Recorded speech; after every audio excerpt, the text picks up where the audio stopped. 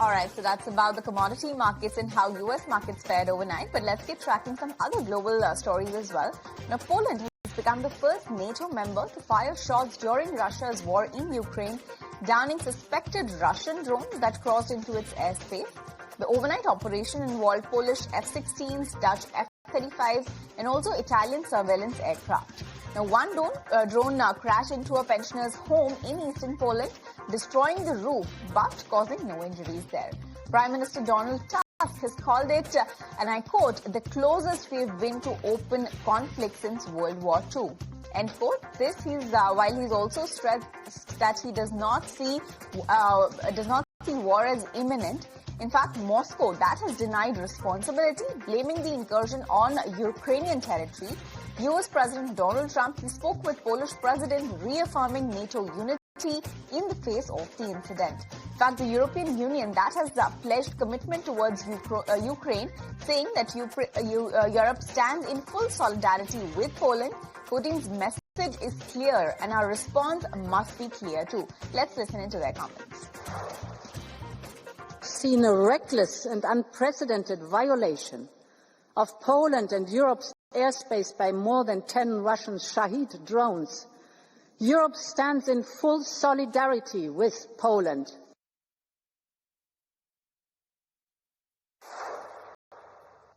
And the European Union has pledged commitment towards Ukraine, saying Europe stands in full solidarity with Poland. Putin's message is clear, and our response must be clear too. Let's go across and listen to the word coming in there.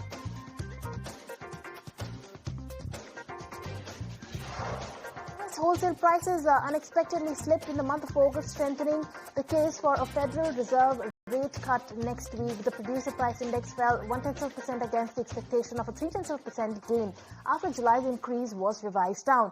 Now, the core PPI also dropped, pointing to easing inflation pressures, particularly in service, a key Fed metric. The markets reacted quickly. Stock futures rose while Treasury yields dipped.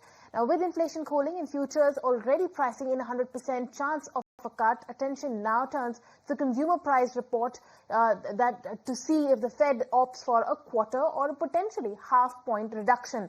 Now, in response, Donald Trump amped up his attack against Powell, saying he must lower the rate big right now. And well, here's what Manish Singh had to say about why the Fed may even be forced into a 50 basis points rate cut come next week. Again, tariffs is just one-time increase of price. And I know President Trump has been changing his mind frequently about rates, but a lot of the punitive tariff has gone away. And there seems to be an agreement that the tariff should apply at 20%. Well, not in case of India, but at least for majority of the nation. So if you take those things into account, then as I've said in the past, I don't see where inflation is going to come from. And the data is just showing us that it is going to be disinflationary, and therefore the Fed now is on a very sticky wicket, having said that they're not going to cut rates.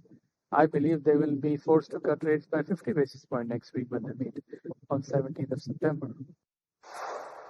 All right, so that's about U.S. PPI data. But moving on to some more global stories. Now, the U.S. Senate Banking Committee has advanced Trump's nominee, Stephen Moran, to serve as the Federal Reserve Governor, setting up a full Senate vote. The 13-11 party line decision comes just one day after the federal judge temporarily blocked Trump from removing Fed Governor Lisa Cook, who is suing to keep her seat. Now, Moran, who's the chair of the Council of Economic Advisors, was tapped to replace Adriana Kugler, who resigned last month.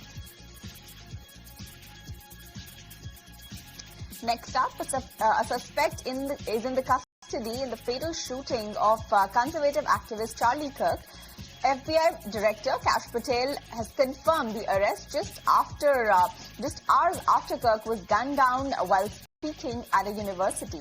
The shot was fired from a building 200 yards away, striking the 31-year-old in the neck. Utah Governor Spencer Cox called it a political assassination and vowed accountability, even pointing to Utah's death penalty. Tributes have poured in from across political spectrum, including Presidents Trump, Biden and Obama.